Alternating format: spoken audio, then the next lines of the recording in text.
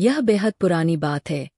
एक राज्य की रानी सर्दियों के समय खिड़की के पास बैठकर कुछ सिल रही थी। अचानक सुई उसकी उंगली में चुभ गई और रानी के रक्त का कतरा पास की बर्फ पर जा गिरा। इस घटना को देख रानी के मन में एक ख्याल आया कि काश मेरी एक बेटी होती, जिसका रंग इस बर्फ की तरह ही सफ़ेद होता। उसका होंठ रक्त के ततरे से भी लाल होते और बाल काली घटाओं से।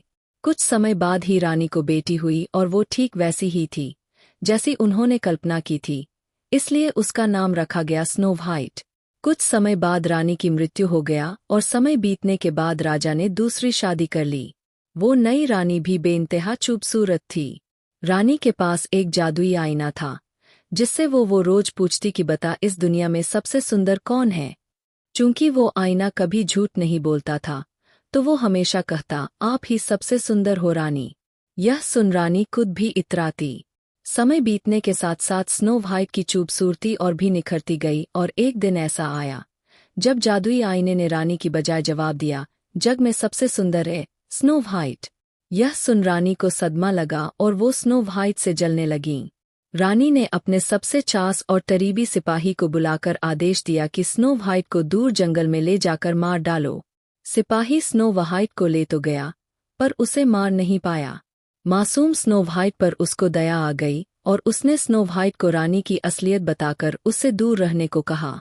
स्नो व्हाइट को जंगल में जिंदा ही छोड़कर जाते समय सिपाही एक जंगली जानवर का दिल ले गया सबूत के तौर पर। स्नो व्हाइट यहाँ वहाँ भटकती रही कि तभी उसकी नज़र एक छोटे से घर पर पड़ी। वो घर एकदम बच्चों के घर जैसा था।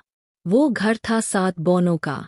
स्नो व्हाइट ने देखा वहाँ खाना भी है, वाइन भी है। उसे भूख लगी थी।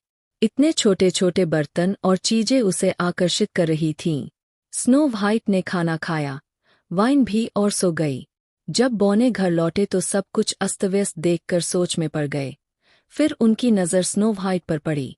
वो जाग गई और उसने बौनों को अपनी कहानी सुनाई, तो उन्हें उस पर दया आ गई और उन्होंने उसे अपने साथ रख लिया। वो घर का सारा काम करती और बौने जंगल में जाकर पैसे, खाने का इंतजाम करते।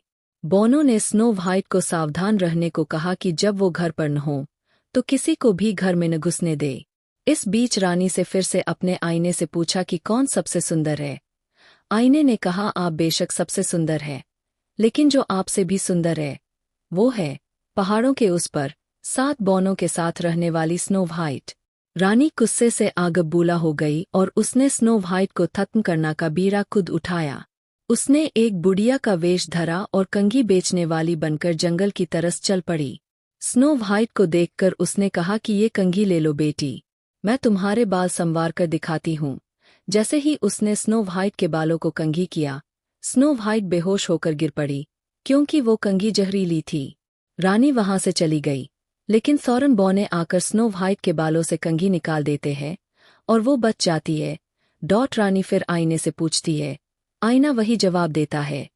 रानी फिर किसान की बूढ़ी बीवी का वेश बदल कर जाती है। वो अपनी टोकरी में जहरीले सेब लेकर जाती है। यह सेब खासतौर से उसने खुद तैयार किए थे, जिसमें यह खासियत थी कि जो भी इसे चखेगा वो स्लीपिंग डेथ में चला जाएगा और इस जादुई जहरीली सेब का असर सिर्फ और सिर्फ फर्स्ट किस से ही खत्म हो पाएगा। रानी आश्वस्त थी कि स्नो व्हाइट को तो मरा हुआ सजकर बौने दफना ही देगा और इस तरह से वो अपने मंसूबों में कामयाब हो जाएगी।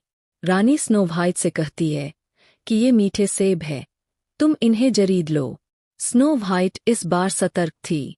उसने दरवाजा नहीं खोला, लेकिन वो बार बार आग्रह करने लगी।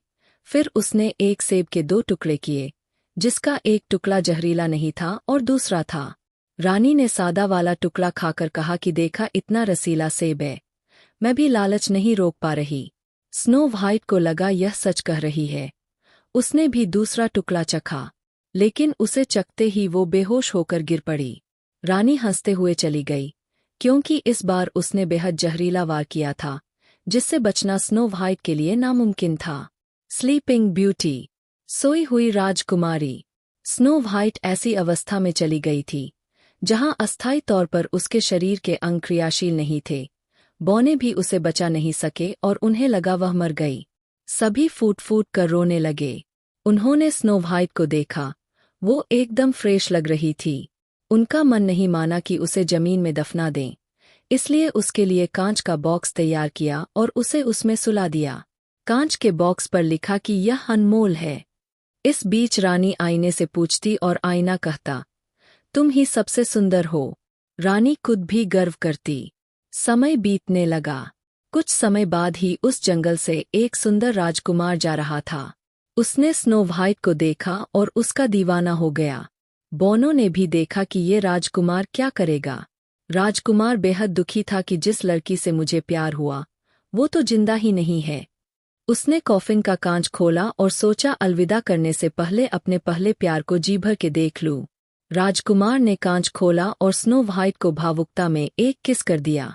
किस करते ही रानी का जादू खत्म हो गया। स्नो व्हाइट जिंदा थी।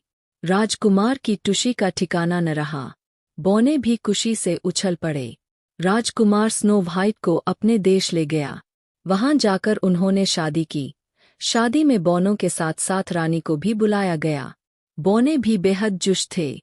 इस बीच रानी ने आईने से पूछा कि कौन है सबसे हसीन, तो आईने ने कहा, तुम हो सबसे हसीन, लेकिन तुमसे भी हसीन है वो नई रानी। स्नो व्हाइट की असलियत जाने बिना रानी नई रानी की खूबसूरती देखने शादी में चली गई, लेकिन उसे देखते ही उसके होश उड़ गए। रानी को देश निकाला दे दिया गया और स्नो व्हाइट राजकुमार के साथ खुशी खुशी रहने लगी। सीख, ईर्ष्या और षड्यंत्र करने वाले खुद अपनी ही आग में जल जाते हैं। एक न एक दिन उन्हें अपने किए की सजा मिलती ही है। इसलिए मन में किसी के लिए भी ईर्ष्या मत रखो और षड्यंत्र से दूर